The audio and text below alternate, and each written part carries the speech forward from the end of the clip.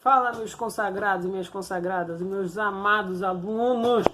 Tô com saudade de vocês. Vocês ficam sumindo por aí, mas estão em casa, tá certo. Todo mundo tem que ficar em casa mesmo. Gente, olha só. Rapidinho um cafezinho. Fiquem tristes não, isso logo já vai passar, logo a gente vai se encontrar, vai se abraçar de novo na escola, a gente vai aproveitar todas as aulas maravilhosas de história, beleza? Porque história é amor, história é amor, gente. Vamos lá, pessoal, então vamos retornar aqui para vida real. Olha só, a última aula eu passei duas aulas para vocês, né? Uma aula eu passei para vocês sobre Revolução Industrial e a segunda aula que eu passei para vocês passei para vocês sobre Revolução Francesa e período napoleônico, né? Certinho? Gente, olha só, qualquer dúvida que vocês tiverem de alguma aula e tal, que vocês não entenderam, pode me procurar. Ah, professor, junta todo mundo no grupo, pede, professor, faz uma videoaula dessa e tal. Eu disse daqui porque teve uma aula de Revolução Francesa, né? E aí já tinha o conteúdo no site, não tinha ainda de período. Eu já tinha preparado uma outra de período napoleônico e mandei também para vocês. Então, olha só, qualquer coisa que vocês precisarem é só falar, beleza? A gente está aqui à disposição, lembrando de 7h20 a 12h40. Aí eu passei para vocês, né, dois exercícios, galera. Passei lá a página 174. Beleza? Pra gente falar de Revolução Industrial. E depois, lá na frente, eu passei pra vocês, né? Coisinha pouca, né? A página 186 e depois 187. Beleza? Então vamos lá rapidinho pra gente não estender muito esse vídeo, vocês poderem fazer o exercício. Lembrando, se você não fez, não assista agora. Faça o exercício primeiro, beleza? Não queira me enganar, vocês vão estar se enganando. Quem está fiscalizando é vocês. Mas como vocês vão saber se vocês vão acertar ou não, né? Lá na prova não dá para ver o vídeo depois, né? Então o que vocês vão fazer? Vão parar o vídeo agora, vão lá fazer o exercício, que se vocês não fizeram, depois vão retornar para poder fazer o exercício. Beleza? Para corrigir o exercício, até porque é um vídeo curto, dá para fazer os dois. Beleza? Então vamos lá, galera. Todo mundo voltou aqui? Quem não fez, né? Já voltaram? Tava esperando vocês.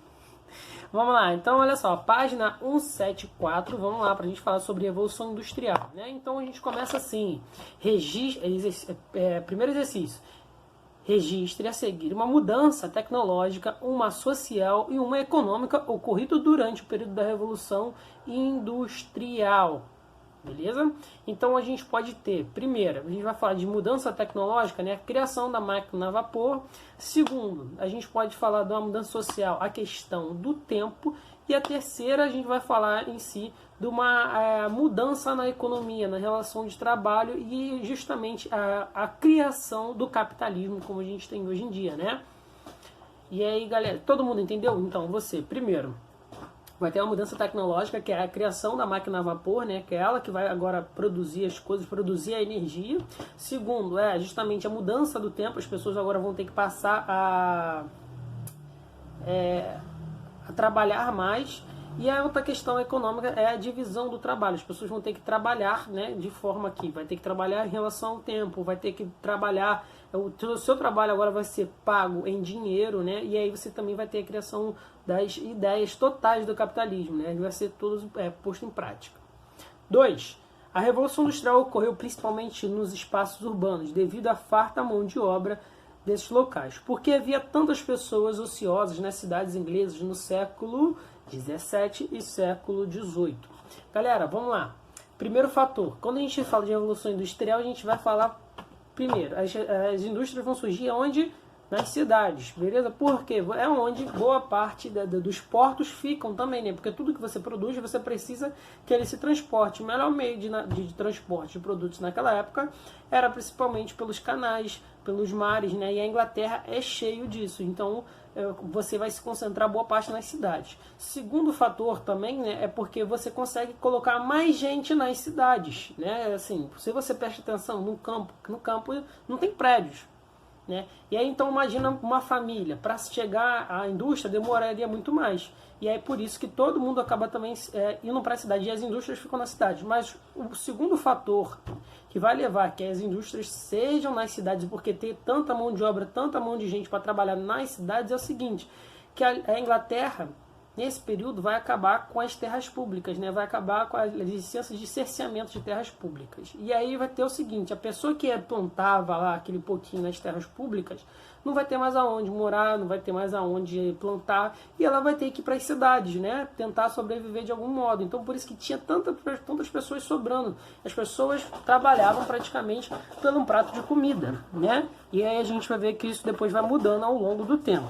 Show? Então o principal motivo é porque as indústrias precisavam dos canais de navegação, né, das cidades, e o segundo fator é porque essa mão de obra tinha bastante, porque não tinha mais terras públicas, as pessoas tinham que morar na cidade.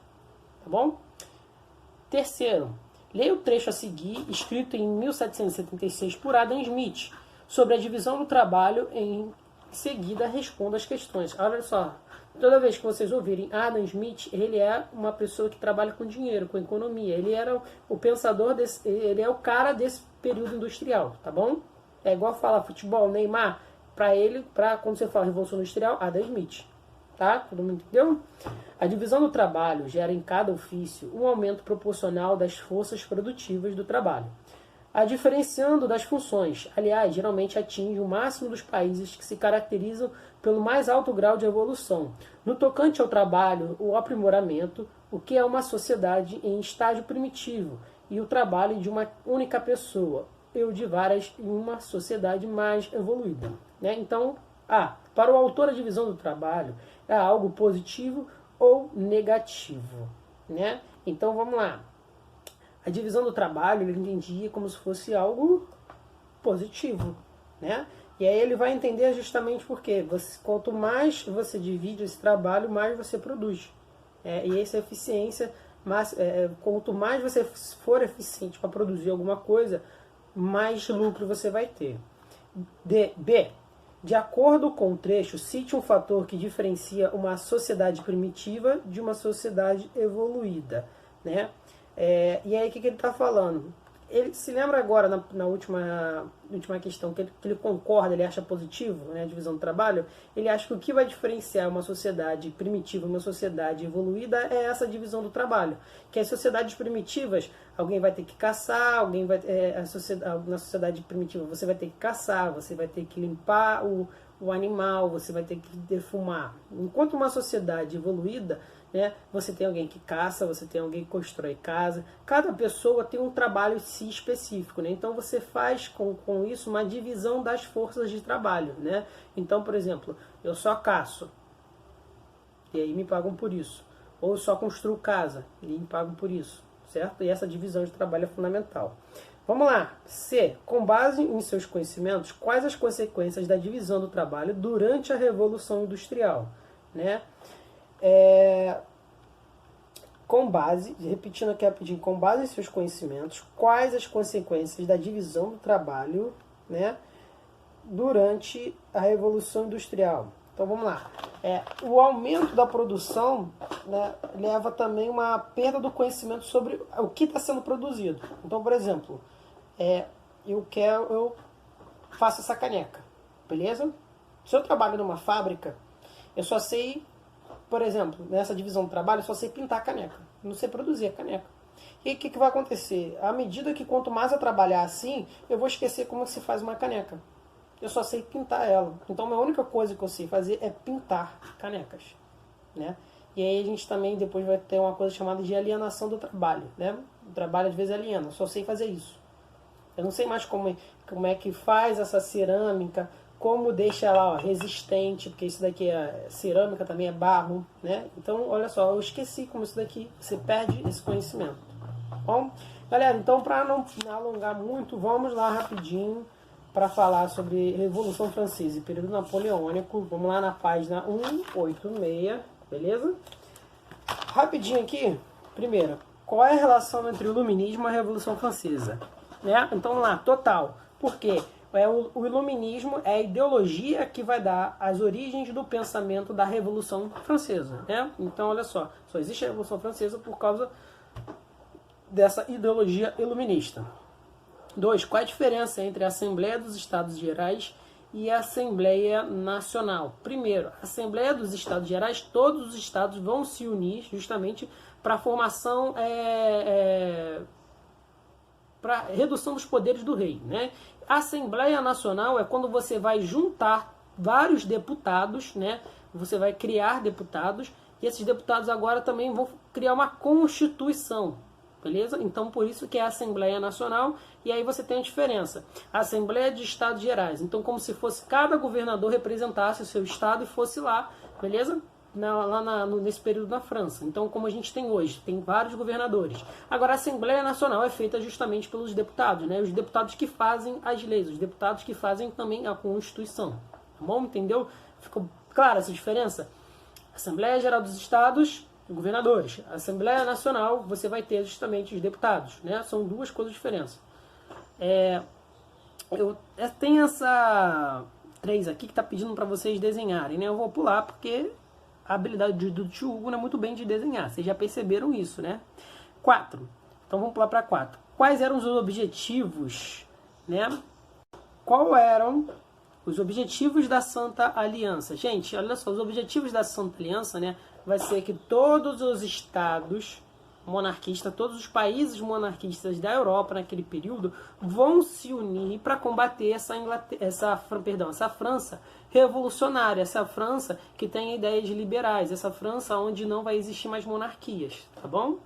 E vamos lá, todo mundo entendeu? Porque o que é essa Santa Aliança? Então você vai ter a Inglaterra, você vai ter a Alemanha, a Prússia, a Rússia, todos esses países, né, principalmente monarquistas, lutando justamente contra a França, tá bom? Então por isso que eles chamam de Santa Aliança.